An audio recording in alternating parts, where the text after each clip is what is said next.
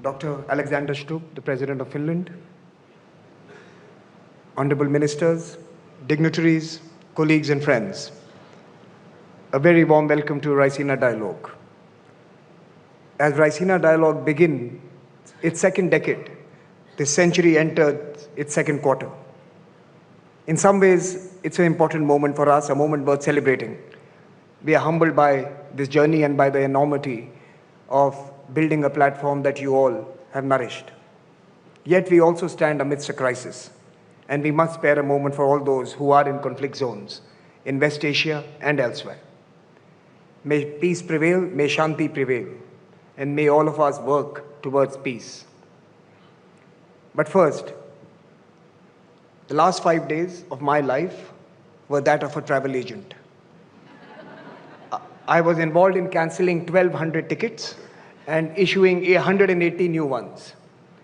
So I thank each one of you, many of you who have rescheduled your flights and traveled through unfamiliar routes, determined to meet in New Delhi as a collective to discuss and debate issues that should matter most to all of us today based on what is happening around us. Thank you so much, and please applaud yourselves.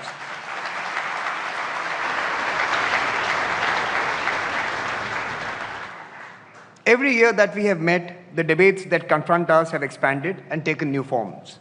But throughout, the Raisina Dialogue has remained steadfast in being the proverbial banyan tree, planted firmly in the ground, watching, gently nudging, and persuasively shaping our lives and those around us. The Raisina Dialogue has kept faith in its aim of unpacking the present to help shape our future. And with the task comes a commitment to agility and to deepening our engagement with the world in flux.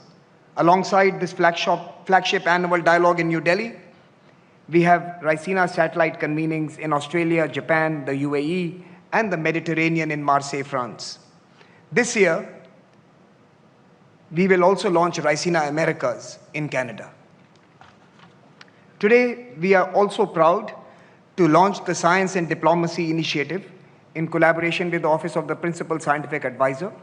75 top-notch international scientists met this morning, and we have decided to continue to meet and help science shape our futures. Access, diffusion, and knowledge will enlighten our past and our future. To thank the Principal Scientific Advisor for his leadership, I also have to thank the Geneva Science and Diplomacy Anticipator, the Keynote Center in New Zealand, and many others who are determined to make India once again the hub of knowledge, science, and innovation as 1.5 billion people reach for the stars and the moon. Our long-standing Raisina Young Fellows program has also produced hundreds of global leaders in the past decade. 4 years ago, on the advice of the Prime Minister, we also launched the Raisina Forum for the Future of Diplomacy for early career diplomats. Both these programs have made a seminal contribution to the nurturing of excellence in world affairs and diplomacy. Today, over 2,500 leaders from more than 130 countries have become part of this Raisina Leaders family. And in these difficult times, nearly 200 of them are in this room with us, showing their commitment to the family they have entered into. Indeed, discovering and investing in tomorrow's leaders is central to our work. This year, 250 students from 60 countries are taking part in the dialogue under different programs. In a moment unlike any before, we recall the words of Prime Minister Modi. Strength in a nation does not suddenly emerge. It is built over generation. It is refined through knowledge, tradition, hard work, and experience. Indeed, Prime Minister, we have to invest in generations. Today, nations are manifesting strength in different ways, some through demography, some through geography. We see boldness of intent in some areas. We also see contests for land and leverage around us. We see mutual respect and efforts to be inclusive, and we see the desire for growth and progress. In other words, we see nations asserting their identity, accommodating differences, and advancing through dialogue. Sanskara, the theme of Raisina 2026, captures this perfectly. At this dialogue, we prize honesty. We prize who we are. We will be honest to ourselves and to our aspirations. We will be honest to the partners who impact us, and we will be honest to the civilization we have inherited. This is Sanskara. At this dialogue, we prize our principles while searching for what is possible. Together, we will acknowledge the differences between us and create a path forward that may not be perfect, but will be framed by what our chief guest, the Finnish President Alexander Stubb, articulates as value-based realism. That is also Sanskara, Mr. President. Our goal is to find shared priorities and a common purpose. We will not linger over a damaged world order. Indeed, we will rebuild, repair, and embellish it anew. This has never been more difficult, and yet the stakes have never been higher. And in a sense, this is the responsibility of Sanskara. We must recenter the world to its most pressing aspiration, development. Global shocks, debt crisis, wars and conflict, and financing fatigue have forced on us the cold reality that with less than 5 years remaining to 2030, the SDGs may not be achieved. What will take all of us to prioritize development as a policy? Who will decide the next development goals when these remain unmet, and what will they be like? The Raisina Dialogue this year will focus on this crucial aspect of global governance because that is indeed Sanskara. In 2026, ORF is pleased to initiate a high-level empowered board on green transition under the chairmanship of Mr. N.K. Singh, who's with us today. This will be supported by the Secretariat, and the board will guide and accelerate our journey towards a planet-friendly growth and sustainability model. This is the moment that the states must advance on climate and must demand accountability. At this dialogue, we will examine how the cost of delay can indeed be turned into a call for action. During the AI Impact Summit, the world gathered in New Delhi and saw the future of technology, where code defines identity, data drives geopolitics, and AI is shaping the wealth of nations. Algorithms become power. We are delighted to announce a new initiative this year, the Raisina Global Innovation Square. Here we will seek to build AI for India and AI for the world out of India. We will ask how technology will shape civilizations, and more importantly, how civilizations must shape technology. Finally, the map of global commerce is being redrawn. From the dance of creation and destruction, innovation is born. It's born not in ease, but in effort, not despite adversity, but because of it. This dialogue will examine the new geoeconomics where policy, politics, and polycrisis are shaping a new arrangement. This is the broad canvas of Raisina Dialogue 2026. And as always, its conversations will remind us that change must begin with ourselves. I welcome you once again to the dialogue and to the Raisina family. Let us, with our eyes and hearts wide open, debate, disagree, contemplate, and co-create. Thank you very much for joining us this year in New Delhi, ladies and gentlemen, and indeed, we are grateful that you have made this journey. Without further ado, let me invite Mr. Sanjay Joshi, Chairman of ORF, to introduce the theme and our speaker this evening. Mr. Sanjay Joshi, may I invite you on stage.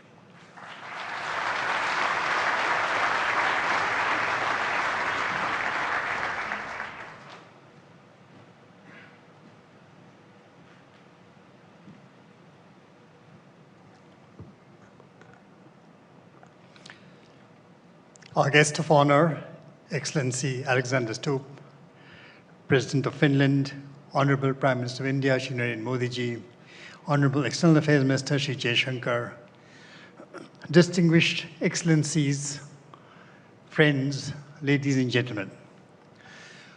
We gather Raisina 2026 in an age of assertion. A hyper-informed world, trapped in a flurry of disintegration, finds itself strategically fractured. Coalitions that seemed foundational a short while ago strain under pressures they were never designed to withstand.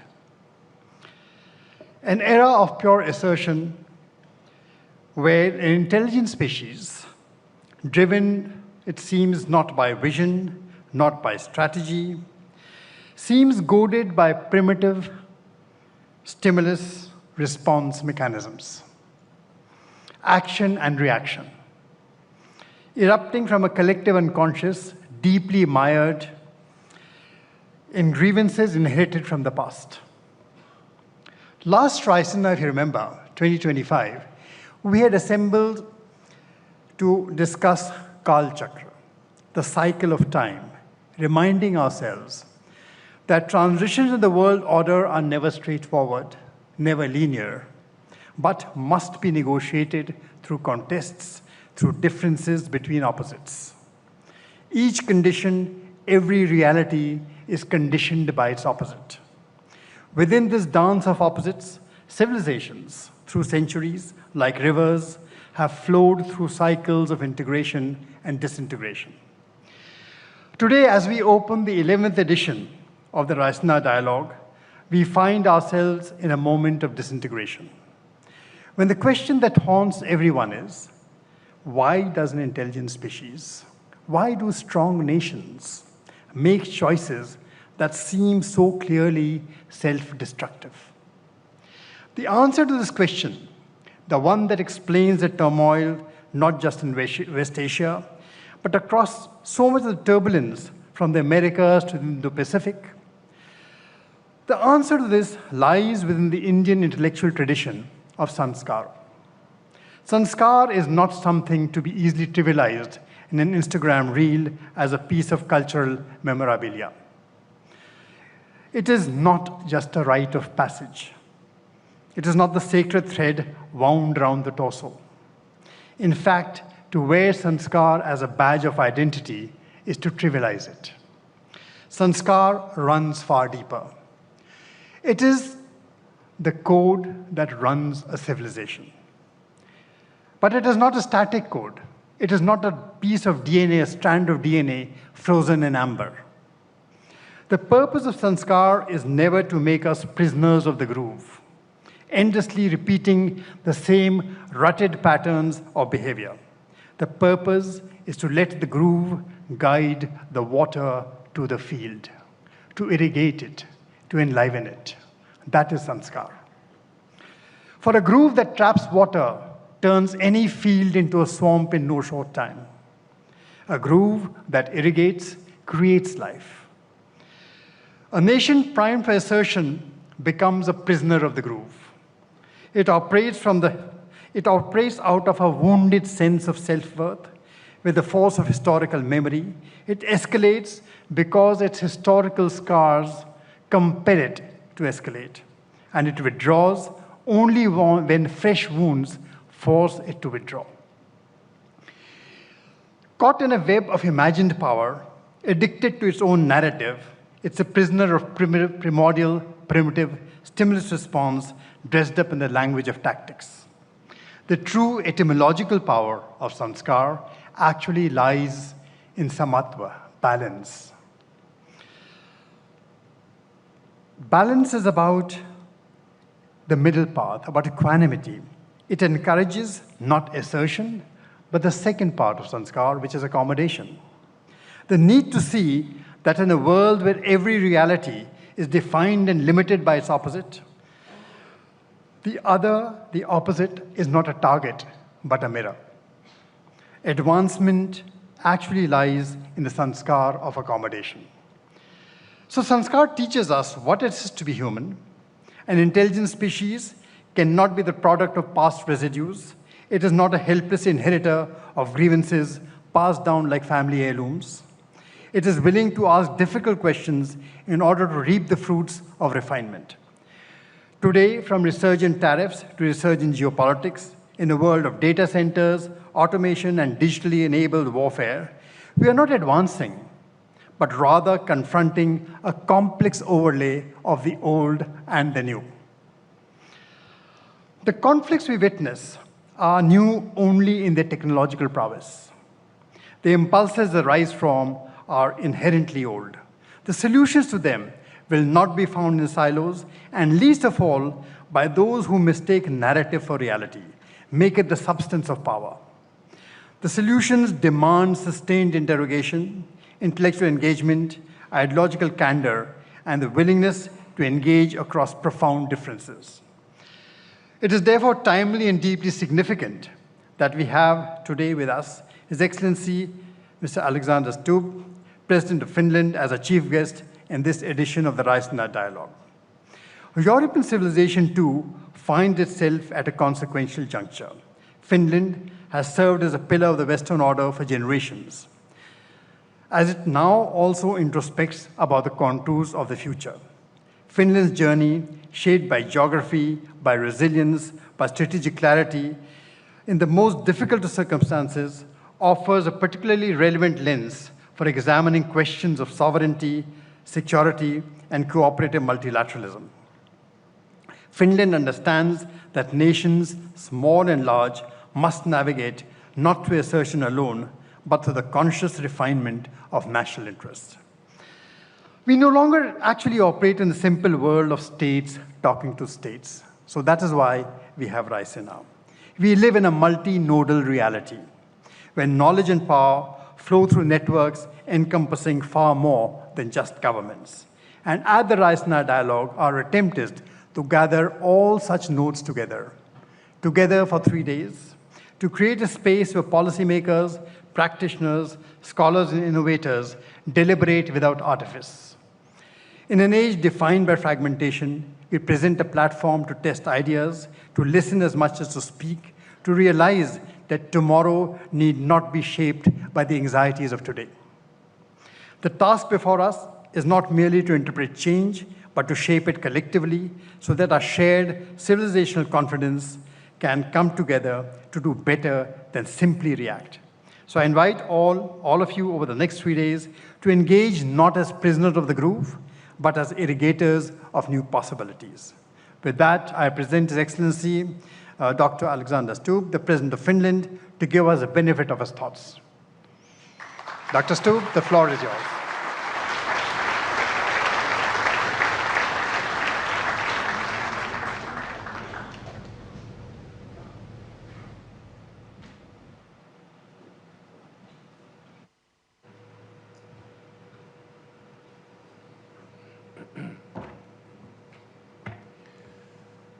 Mr.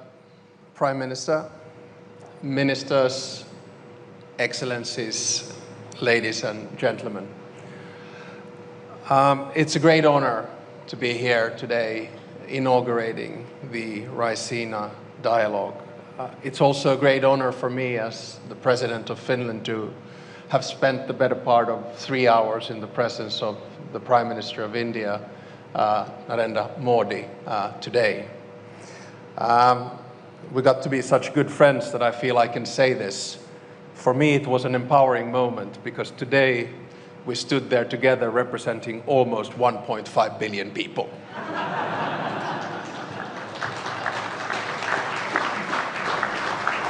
And I'm sorry the speech is going to go only downhill from here.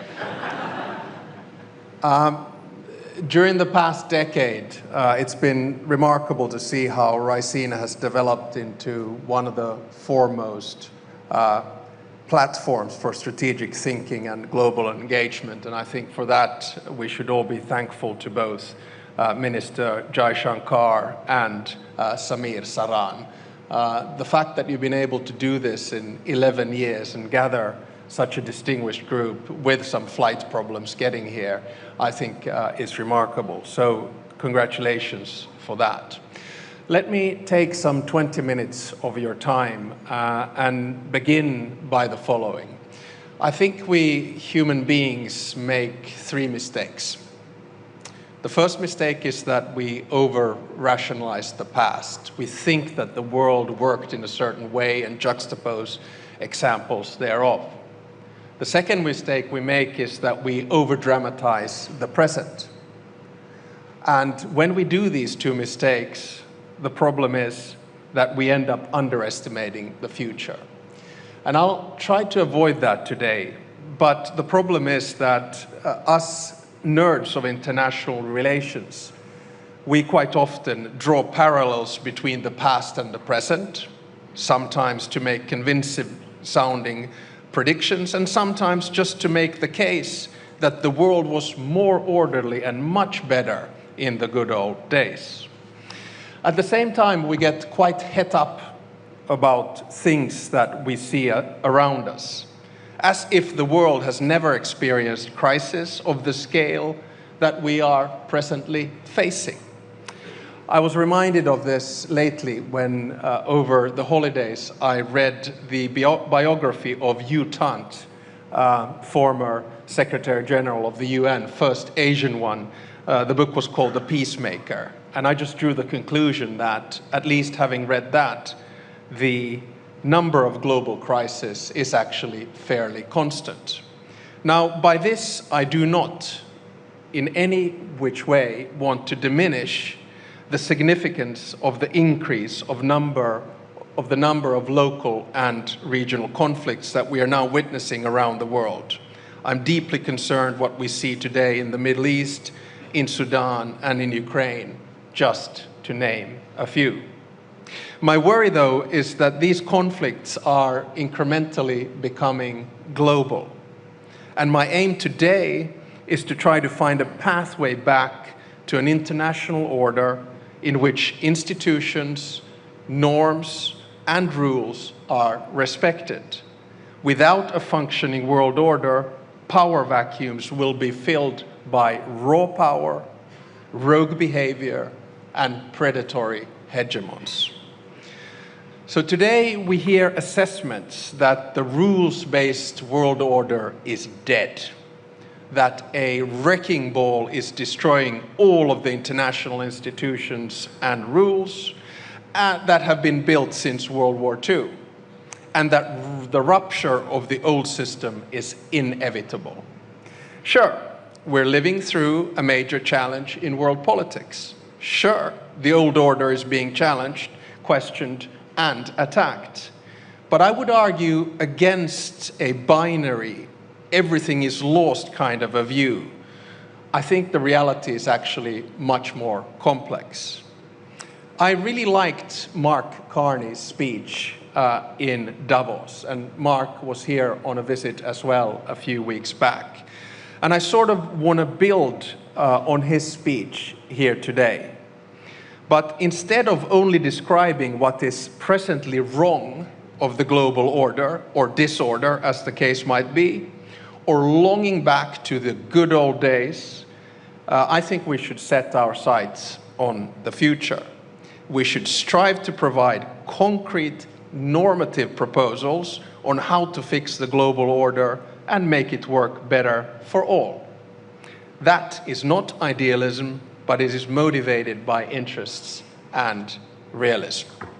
Now, you'll know that we Finns are often described as being cool, calm, and collected. And I see at least 2 former Swedish prime ministers and a former Danish prime minister in the audience, and you can ask them, I'm sure they will agree. Now, when the going gets tough, a Finn goes in the sauna and takes an ice bath.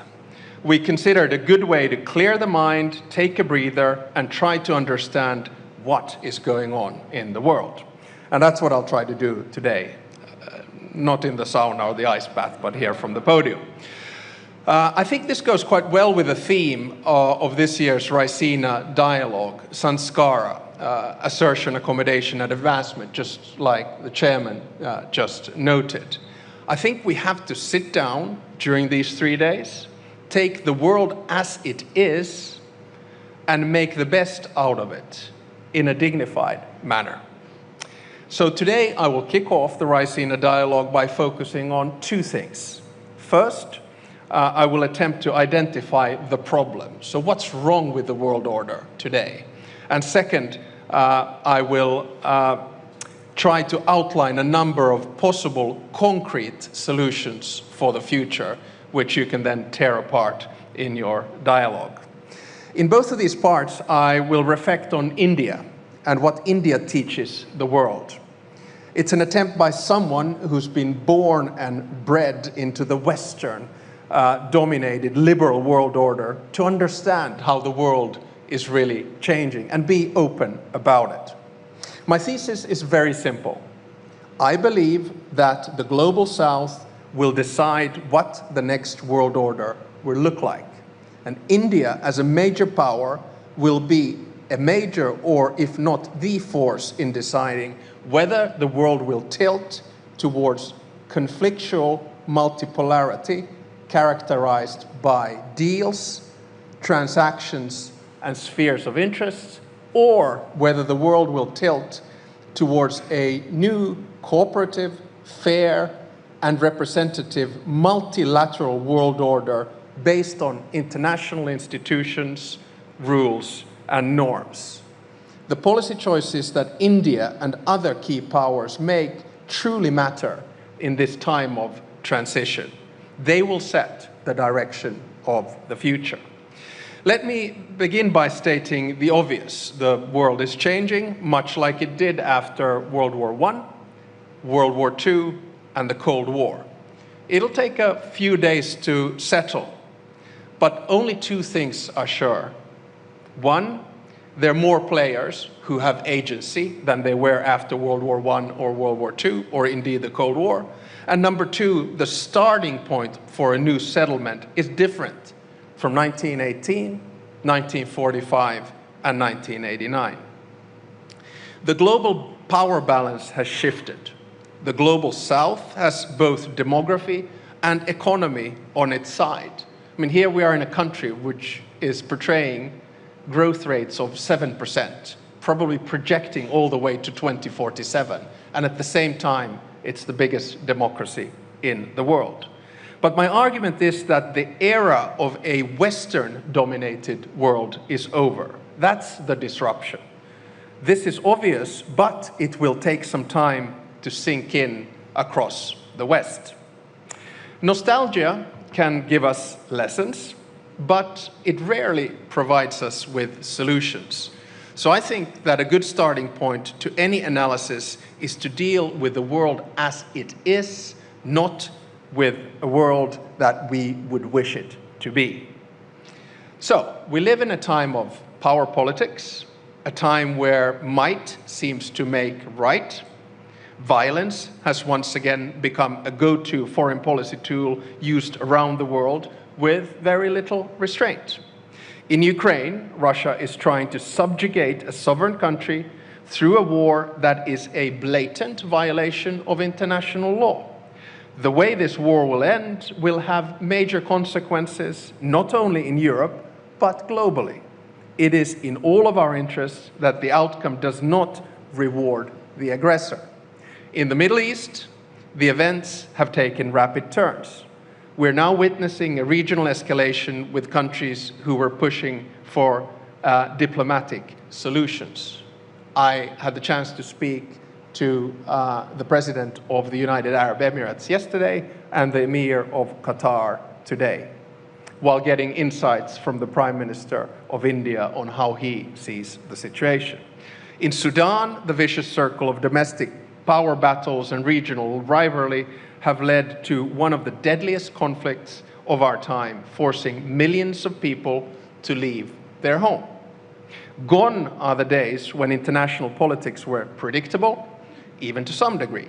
Now each new day may bring new surprises and challenges to tackle.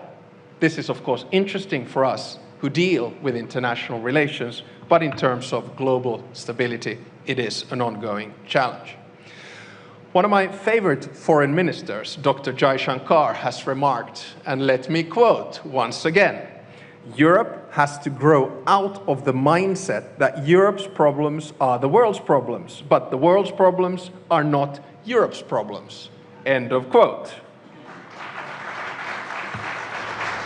See, this is what you get. You give speeches and you quote someone else and immediately everyone applauds.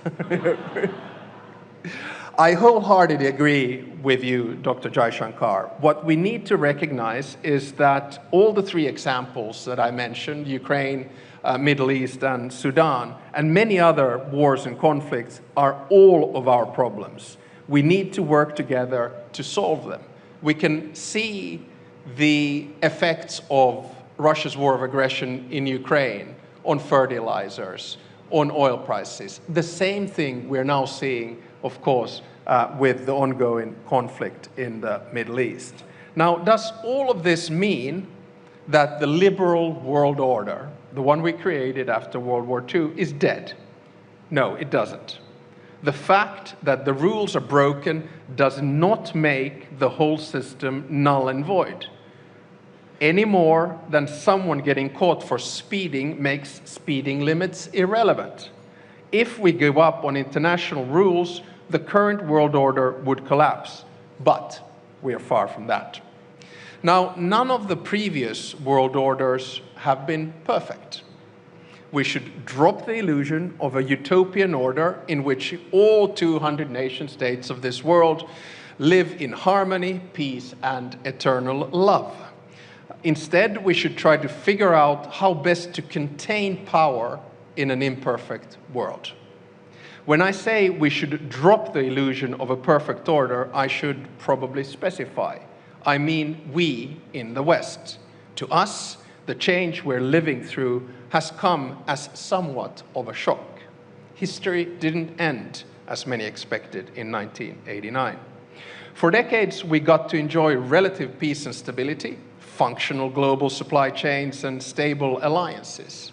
At times, we offered advice and criticism from our ivory towers to those faced with a different reality. Now, our holiday from history is over.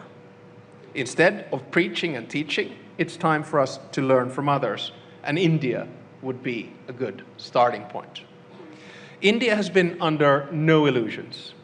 For your entire independence, you have based your foreign policy on a pragmatic and realistic worldview. You've showed the rest of the world what strategic caution and safeguarding autonomy means, all the while championing multilateralism and global cooperation. It is time that we all became a little bit more India. Whether you call it non-alignment or multi-alignment, you've been careful not to rely solely on the goodwill of one partner or bloc. You have invested in your own security and actively developed partnerships in many directions. Your approach makes sense. You represent 1/5 of the global population, together with Finland. And you cannot be a mere follower. You have to be an active and independent actor. The Europeans have now also been taught a lesson from India. Passivity is not a strategy. We have to develop our capabilities, avoid harmful dependencies, and strengthen our global partnerships. And we have to continue investing in our alliances. Indeed, for a country like Finland, the collective security that NATO provides is a necessity. The economic clout that the EU projects is a must. Despite not being part of a formal alliance, India does not isolate itself. Quite the contrary. Your power is based on active engagement. A timely example of this is, of course, the EU-India strategic partnership that took major steps forward earlier this year with the conclusion of a comprehensive free trade agreement and the launch of a security and defense partnership. I think this was huge. This agreement and the other major trade agreements signed by both India and the EU in the past year underline the fact that we still believe in multilateral cooperation and the benefit that it brings. Our deal is not just the mother of all deals, but a strategic choice and a gesture that opens up a new era in our relationship. Together, we're building a partnership that can set an example to the rest of the world. A partnership that is built on mutual respect and common interest and serves to strengthen the multilateral system, not to undermine it. We refuse to believe that future will only belong to, say, two great powers, while the rest of us are left to choose our sides. This does not hold true now, and it will not hold true in a decade or two. We should not allow it. So, let me then move on to my second part. So, a few concrete suggestions on how we can begin shaping the new world order. Some of the proposals are of substance and others are of process.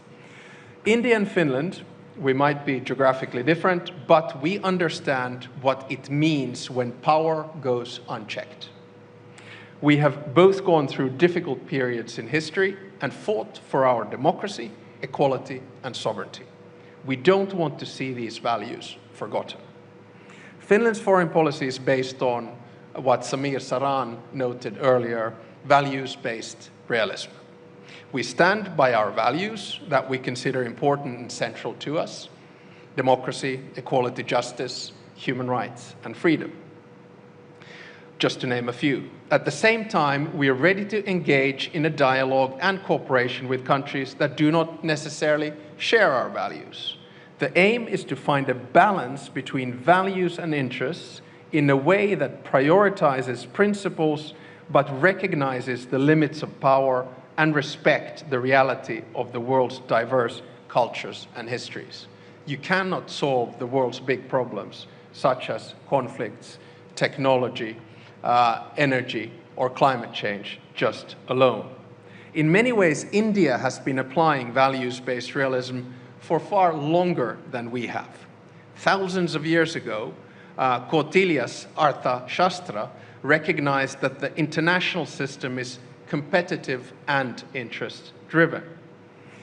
It called for a pragmatic and realistic approach to statecraft. At the same time, the ruler's ultimate duty was to values and ethics guided by the concept of dharma. This marriage of interests, values, and principles is evident in how India works as a constructive founding member of the UN and one of the biggest contributors to global peacekeeping operations. Defending multilateralism is in your DNA. How then do we apply values-based realism in the multilateral system? I have three substantive proposals. Proposal number one, we need to improve representation. International institutions must not be one more tool of power for the powerful.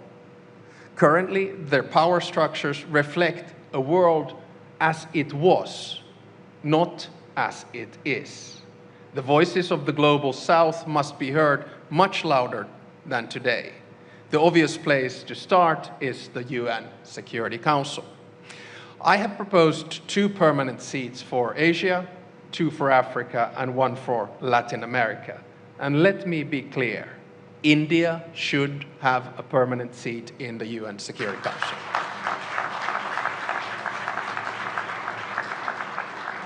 Equally, we should reform the Bretton Woods institutions. The countries where the future of the world economy is made should have a bigger say. We also urgently need to reform the WTO to work better for all of us.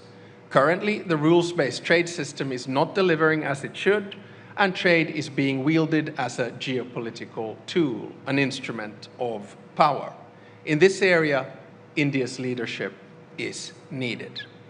Second, we must create rules and norms that bring stability, but allow for diversity. Technology, especially AI regulation, is a test case. AI is a life-changing technology. It is the first technology that can be seen to have agency on its own. We're creating something new, and we have to make sure that what we create works for all. For that, we need common basic rules and guardrails. But we also need to acknowledge that the different realities around the world, different systems, create very different threats and opportunities. So new technologies should not deepen the digital divide between the developed and the developing world. They should bridge it. And in my mind, India is both a driver and a bridge of AI and technology. This is a field where you showed leadership recently in the AI Impact Summit. I could not agree more with you, Mr. Prime Minister, when you said in your address at the summit that AI will only benefit the world when it is shared. Third, we need to accept local and regional solutions while developing our joint international institutions. These 2 layers, local and global, can live side by side. My point is that for international institutions to survive, we need to strengthen regional integration globally. Mercosur, ASEAN, the African Union, the GCC, and the EU, and many others are examples of organizations which are good at dealing with regional challenges. Regional organizations are at their best when they support the multilateral system and amplify the voices of their members in the international arena.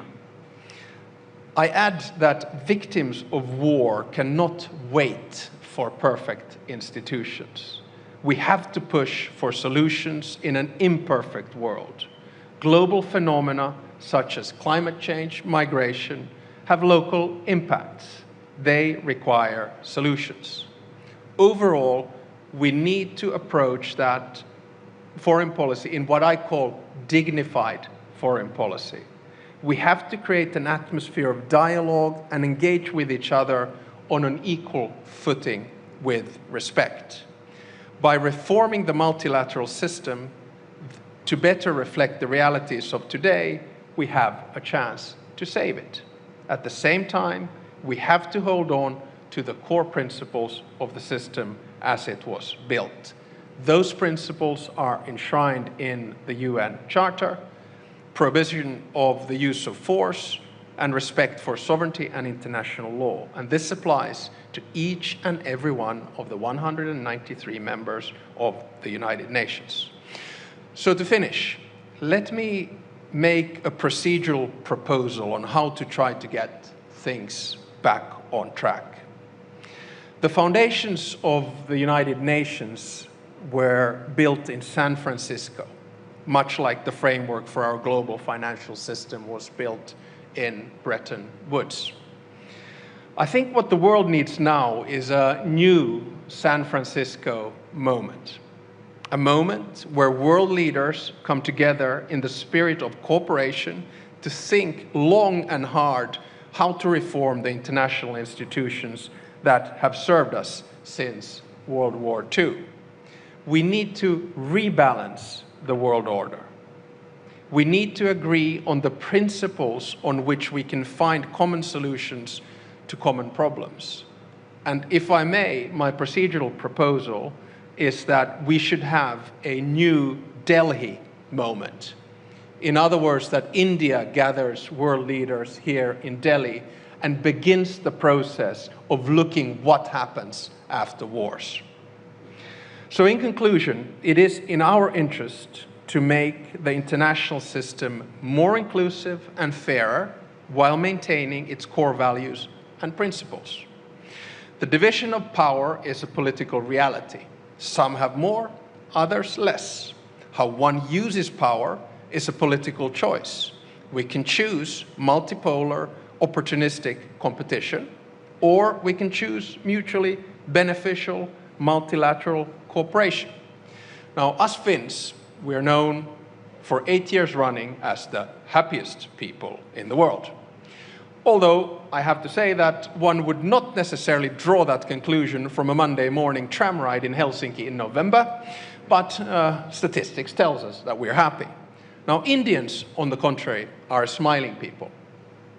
And you're constantly topping one very important statistic, the one that measures optimism. Most Indians believe that tomorrow will be better than today. So let's combine Finnish happiness and Indian optimism in constructing a fairer and a more stable new world order. Together, we're stronger. Thank you very much.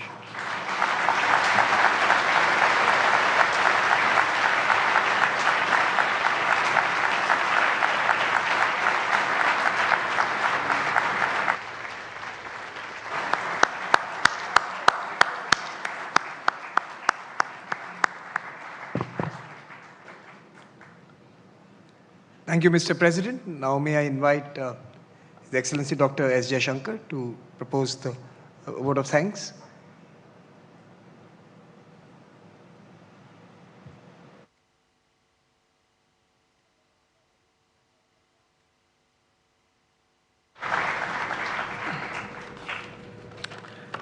Namaskar, and a very good evening to all of you.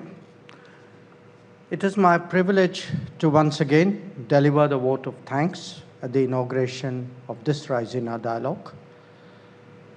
That we are in turbulent times was a reality already recognized, but that it could be intense enough to even impact participation here says a lot. Let me begin by thanking President Alexander Stubb, our chief guest this year. We have just heard his insightful, I'd say, happy and optimistic analysis of the global situation at a particularly complex time. That has certainly set the tone for further deliberations. In his well-established incarnation as an author, we will also have the pleasure of hearing him again tomorrow, specifically, I hope, on value-based realism.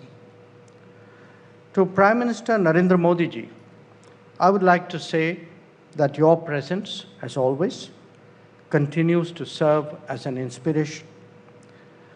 Events of the last year, including ongoing developments, only validates your belief that Indians must continue to develop a sharp global awareness and the world an equally relevant India awareness.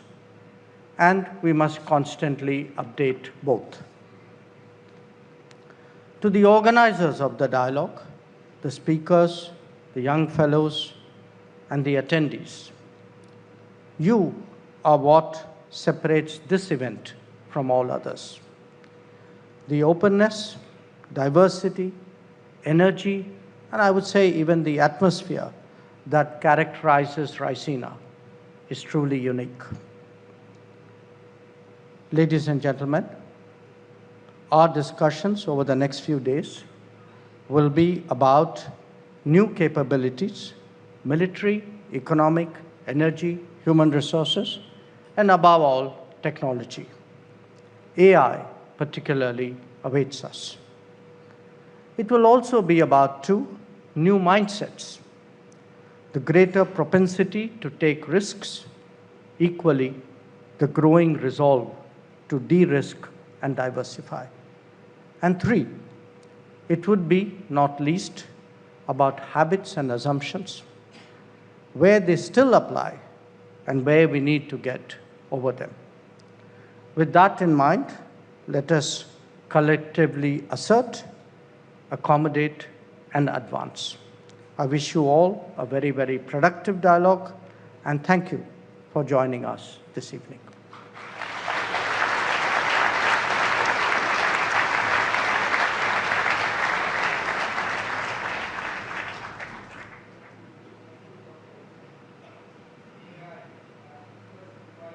President Stubb and Prime Minister Narendra Modi ji on stage for a family photograph.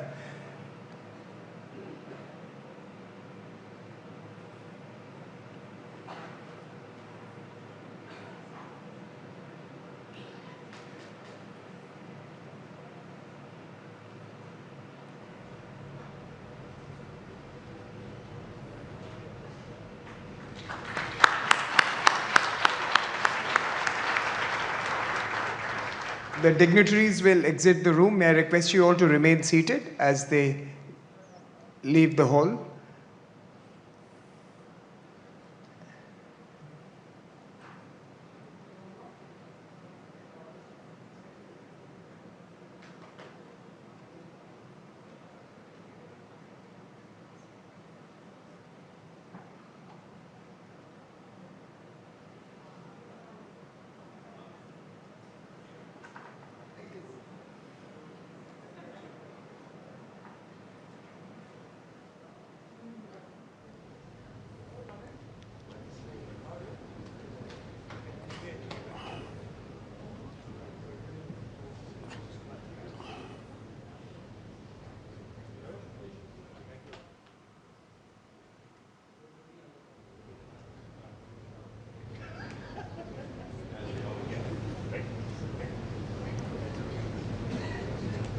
I request you all to still be here with us for a few more moments as the VIPs leave the venue.